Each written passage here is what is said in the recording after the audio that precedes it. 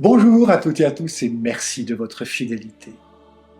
Il est déjà loin le petit enfant de la mangeoire.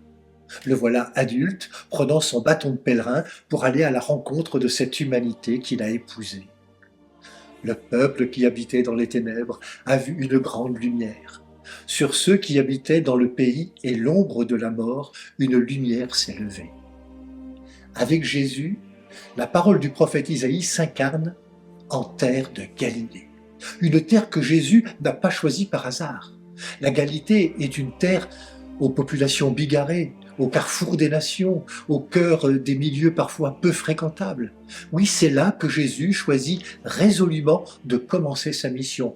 On dirait volontiers, à la suite du pape François, aux périphéries. C'est là que la lumière de l'Évangile vient éclairer, en la personne du Christ, ces vies que la maladie, l'infirmité ou les souffrances obscurcissent trop souvent. C'est là que Jésus va inlassablement vivre une proximité d'avec les petits et les pécheurs. Il fait le choix de rester en leur compagnie, en leur offrant le fond de son cœur, autrement dit, l'amour qu'il puise dans son intimité avec son Père. Un amour et une miséricorde qu'il partage en enseignant, en guérissant les gens de leurs blessures, en les délivrant de toutes sortes de démons. C'est ainsi que Jésus rend présent ce qu'il appelle le royaume des cieux. Ce royaume, Jésus ne se contente pas de le proclamer, il lui donne un visage, il le façonne, il le fait surgir au cœur des ténèbres de notre humanité.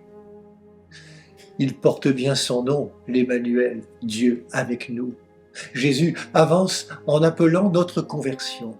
Une conversion qui doit nous ouvrir à la nouveauté qu'il apporte, nous ouvrir à cette conviction qu'il porte, que son chemin n'est pas un chemin solitaire, mais solidaire, en lien avec les chemins des autres et celui de l'humanité entière. Frères et sœurs, en ce début d'année, préparons-nous à accueillir du nouveau dans nos vies avec Dieu. Bonne journée à toutes et à tous, prenez bien soin de vous et des autres.